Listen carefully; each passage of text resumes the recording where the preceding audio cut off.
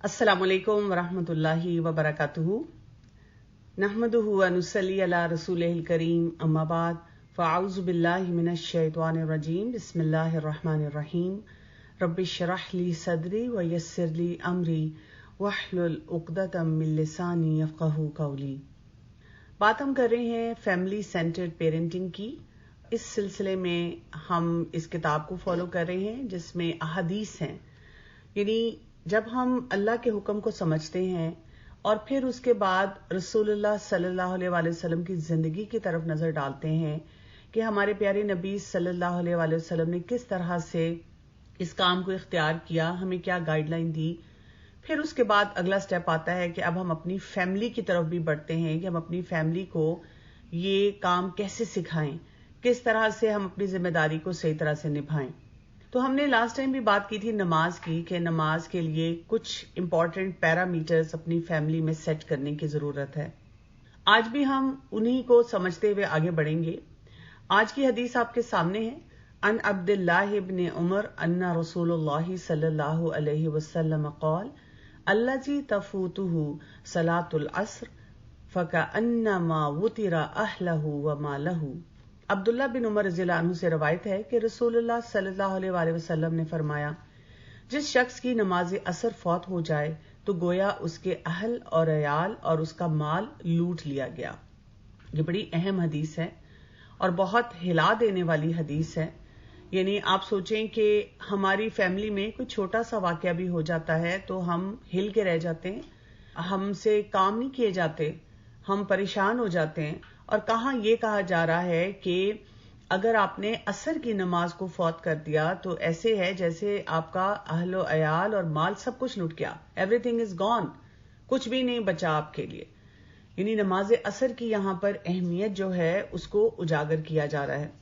मैं कई दफा सोचती हूँ कि नमाज असर के लिए ही क्यों ये बात कही गई है, क्योंकि ये शायद हमारे पूरे दिन का एक बहुत ऐसा वक्त होता है जब हम मसरूफ होते हैं, लोग इस तरह की एक्टिविटीज में लगे हुए होते हैं कि नमाज के मिस होने का चांस जो है वो बहुत ज्यादा है। जैसे सूरह अल बकरा की आयत नंबर 238 में भी इसकी तरफ इशारा किया गया है और फरमाया गया, हाफिजु अलस्सलात वस्सलातिल वुस्ता वक़ूमु लिल्लाहि क़ानितीन।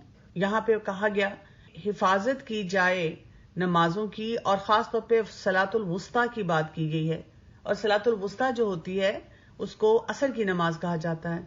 और कहा गया कि अल्लाह ताला के सामने कनूत के साथ, यानी कंसिस्टेंट पैटर्न्स अपनी जिंदगी में लाने की जरूरत है, उसके साथ जो है वो खड़ा हुआ जाए।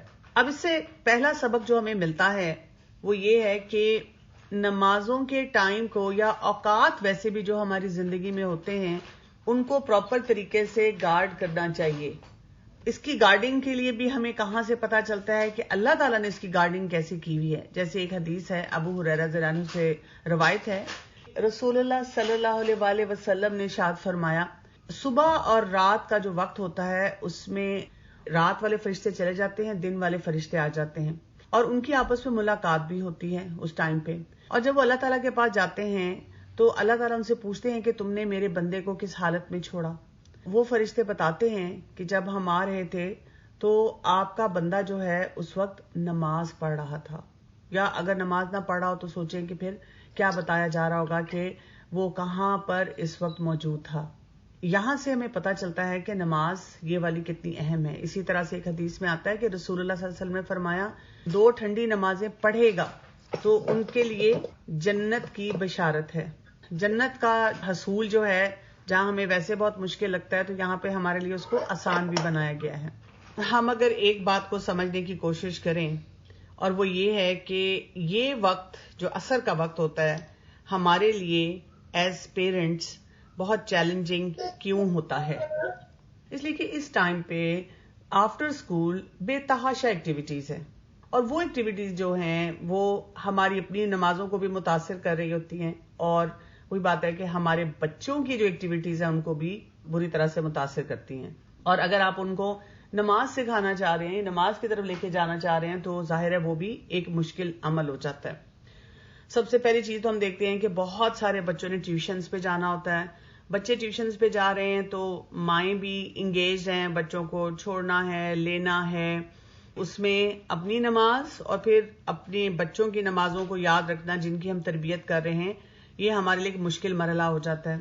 پھر آپ دیکھیں کہ کچھ بچے ایسے بھی ہوتے ہیں جو ان کو ہم گیم ٹائم دے رہے ہوتے ہیں اور کئی دفعہ ہم بڑی آرگنائز سپورٹس میں بھی لے کے جا رہے ہوتے ہیں.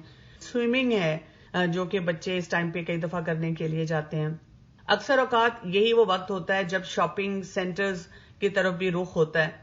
کتنی وہاں پہ مصروفیت اور گہما گہمی ہے.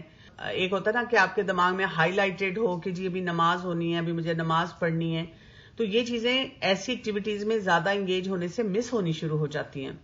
اکثر اوقات ہم یہ بھی دیکھتے ہیں کہ جو مہمانوں کا رخ ہوتا ہے ایک دوسرے کو ملنے کے لیے، وہ بھی یہی ٹائم ہوتا ہے. اور کئی دفعہ ایسا ہوتا ہے نا فیملی میں کہ جی بچوں کے ساتھ ہی جانا آنا ہے، تو وہ بھی ہم اسی وقت کر رہے ہوتے ہیں، یا مہمان آ گئے ہیں تو پھر ہم اس چیز میں انگیج ہو گئے ہیں. بچوں نے ناظرہ کلاس یا قاری صاحب ہیں یا قاریاں ہیں جن سے پڑھنا ہے، چاہے وہ گھر میں آ رہے ہیں. کئی دفعہ آن لائن جو ہیں وہ بھی اسی ٹائم کے قریب جو ہے ہو رہا ہوتا ہے. کچھ لوگ ہیں جو کہ لیٹ رات کو سونے سے تھوڑا پہلے بچوں کے ساتھ ایکٹیویٹی کرتے ہیں. پھر اگر آپ نے ٹیوشن کے علاوہ اگر خود بھی کوئی پڑھائی کروانی ہے، ہوم ورک کروانا ہے، تو وہ بھی اسی ٹائم پہ سارا کچھ ہو رہا ہوتا ہے. تو ان ساری ایکٹیویٹیز میں اب آپ دیکھ لیں کہ سب چیزیں پرائرٹی پہ ہوتی ہیں. ایک نماز ہوتی ہے جو کہ مس ہونی شروع ہو جاتی ہے، اور یہ نماز صرف بچوں کی مس نہیں ہو رہی ہوتی، ماؤں کی بھی مس ہو رہی ہوتی ہے، اور جتنے بڑے لوگ ہیں ان کی بھی مس ہو رہی ہوتی ہے. کئی ایسے کلبز مجھے نظر آتے ہیں جس میں وہ نماز کے ٹائم پہ نماز کا وقفہ دیتے ہیں. یا ٹیوشن پڑھنے اگر کوئی جا رہا ہے تو کیا ایسا ٹیچر ہے جو کہ خود بھی اپنی نماز پڑھ رہا ہے اور بچوں کو بھی نماز کی طرف ترغیب دے رہا ہے. کئی دفعہ ناظرہ کلاس ہی ہو رہی ہوتی ہے اور ٹیچر وہ پڑھا رہا ہے لیکن وہ نماز کی طرف توجہ نہیں ہو رہی ہوتی کہ یہ تو چھوٹا بچہ ہے اور میں تو جی یہ اپنی ٹیوشنز وغیرہ کر کے درمیان میں جو موقع ملے گا نماز پڑھ لوں گا. تو پرائرٹی یہاں سے پھر وہی بات ہے کہ ترجیحات آپ کی زندگی میں کیا ہیں، کس کی طرف آپ نے جانا ہے. اس سے ہمیں یہ بھی پتا چلتا ہے کہ ایک اسکل جو ہمیں سیکھنے کی ضرورت ہے وہ ہے ڈیسیژن. کسی بھی وقت میں جب ہمارے سامنے بہت سے مسئلے مسائل آ رہے ہوتے ہیں تو ہم اپنے فیصلے کیسے کرتے ہیں، اور ان فیصلوں کے لیے ہمیں دو چیزوں کا فرق سمجھنا ہوگا. ایک ہوتی ہے نیڈس اور ایک ہوتی ہے وانٹس. یعنی نیڈس وہ ہوتی ہیں جو ضروریات ہیں جن کو پورا کرنا ہی کرنا ہے، اس میں تو آپ کے پاس کوئی آپشن نہیں ہے. لیکن وانٹس جو ہیں وہ ایسی ہیں، ایسی لسٹ ہے کہ جو ختم ہونے کو نہیں آتی. ہمیں یہ بھی بتایا گیا نا کہ نماز کے وقت کے لیے اگر آپ کو واش روم جانا ہے یا بھوک بہت زیادہ لگی ہوئی ہے تو پہلے وہ ضروریات پوری کر لیں. لیکن یہ جو باقی کام ہیں، جی پڑھائی، ہاں جی پڑھائی بہت ضروری ہے لیکن نماز سے ضروری نہیں ہے. ہاں جی وہ ٹیوشن پہ لے جانا ضروری ہے، اب کیا کریں جی ٹیچر نے یہی ٹائم دیا ہوا ہے، نہیں، لیکن وہ نماز سے زیادہ ضروری نہیں ہے. وہ وانٹس ہیں. ہماری چاہتے یہ ہیں کہ ہمارے بچے ایکسل کریں، ہماری چاہتے یہ ہیں کہ ہمارے بچے بہت سے کام ایسے کریں جن پہ ان کی بہت واہ واہ ہو، یا جو اللہ نے ان کو سکلز دیے ہوئے ہیں اس کے مطابق وہ آگے بڑھنا شروع ہوں.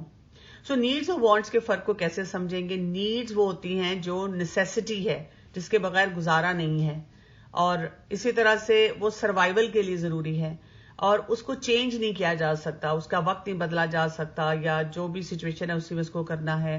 اور اگر ہم اس کو پورا نہیں کریں گے تو اس سے بہت مشکل ہمارے لیے حالات ہو سکتے ہیں. اور تمام انڈیویجولز کی بیسک نیڈز وہی ہوتی ہیں، جیسے ہم کہتے ہیں روٹی کپڑا مکان، یہ تمام انسانوں کی نیڈ ہے. ایون تعلیم حاصل کرنا تمام انسانوں کی نیڈ ہے، بس یہ نیڈ ہے. اب وانٹس کیا ہیں؟ جس میں ہماری خواہشات شامل ہو جاتی ہیں کہ کیا کیا ہونا چاہیے اور کیا اس میں ہم چاہتے ہیں. اسی طرح سے یہ سروائیول کے لیے اسینشیل نہیں ہے.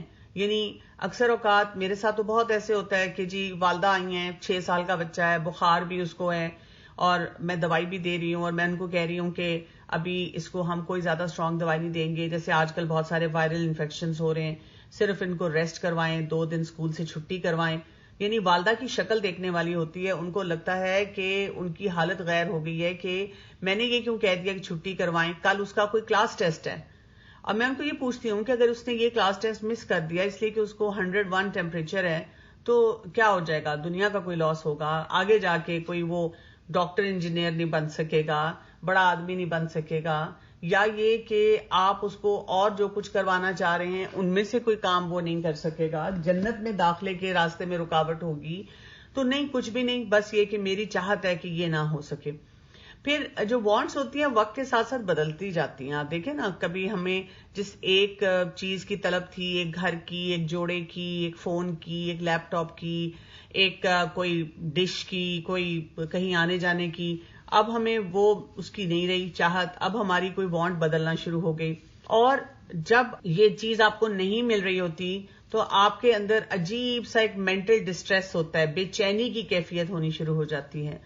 ہر انسان اپنی مختلف وانٹس کے مطابق جو ہے وہ چل رہا ہوتا ہے.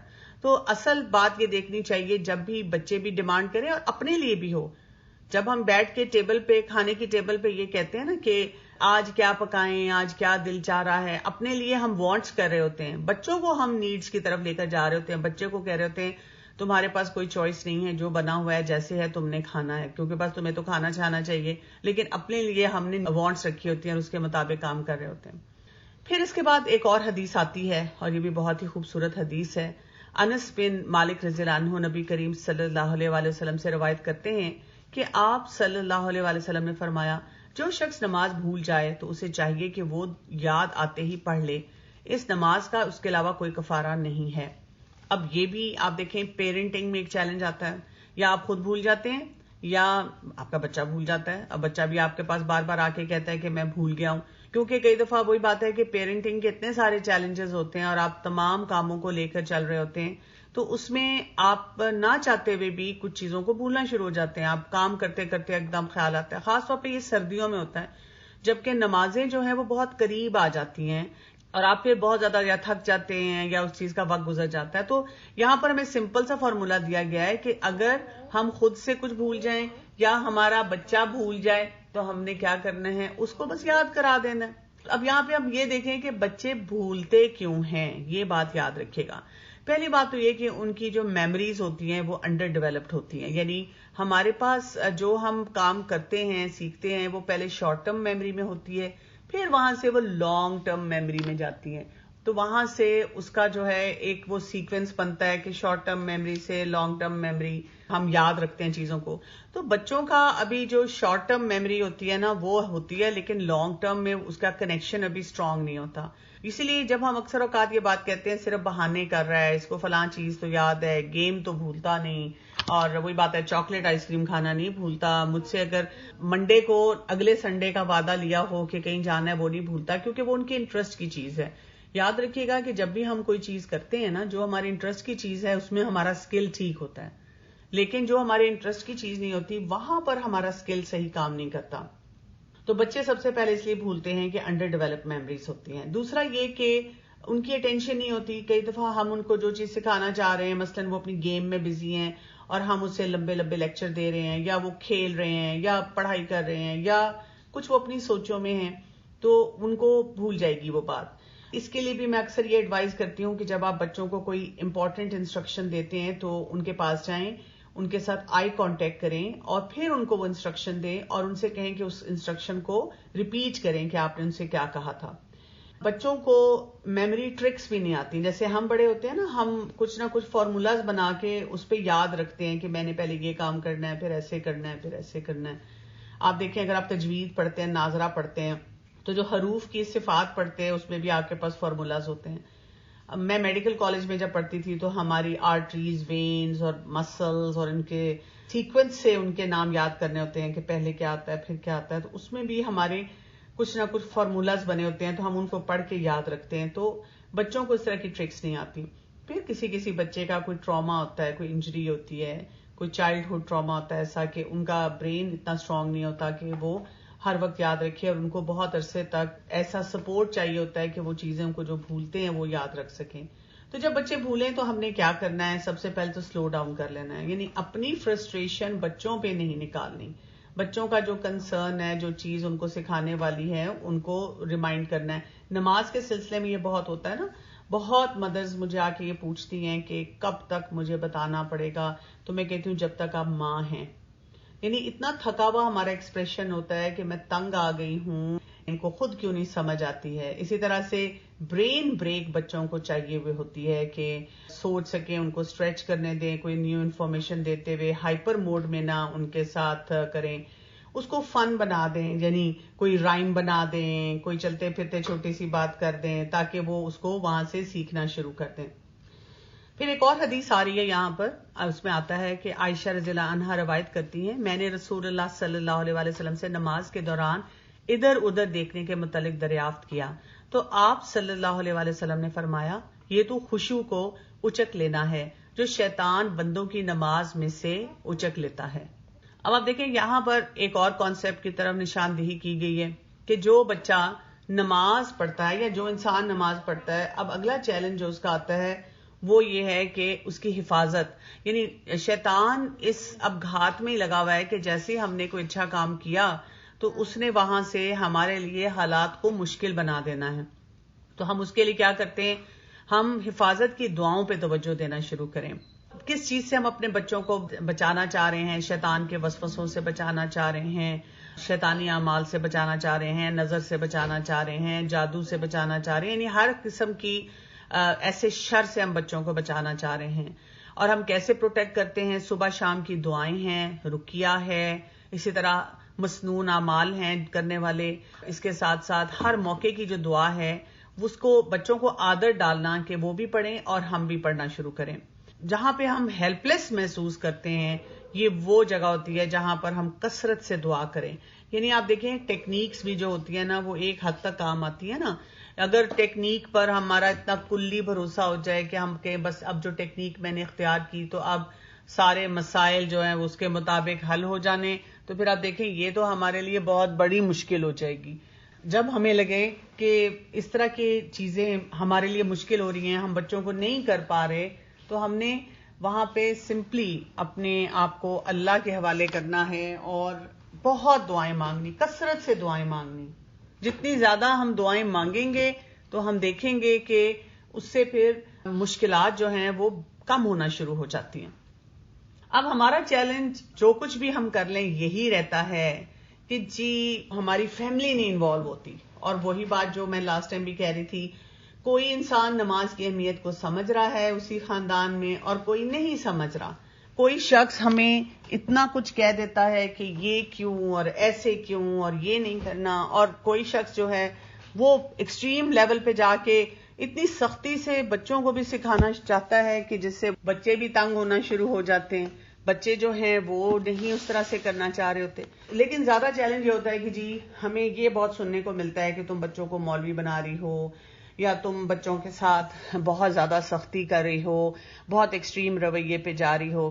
اب ہم نے نماز بھی سکھانی ہے، ہم نے اللہ کے حکم کے مطابق بچوں کو پالنا ہے۔ اس کے لیے ایک کوالٹی جس کو آپ سب کو پریکٹس کرنا ہوگا وہ ہے مینٹل اسٹرینتھ، یعنی وہ ہمارے اندر قوت اور طاقت ہو جس کے ذریعے ہم بچوں کو صحیح طرح سے پال سکیں۔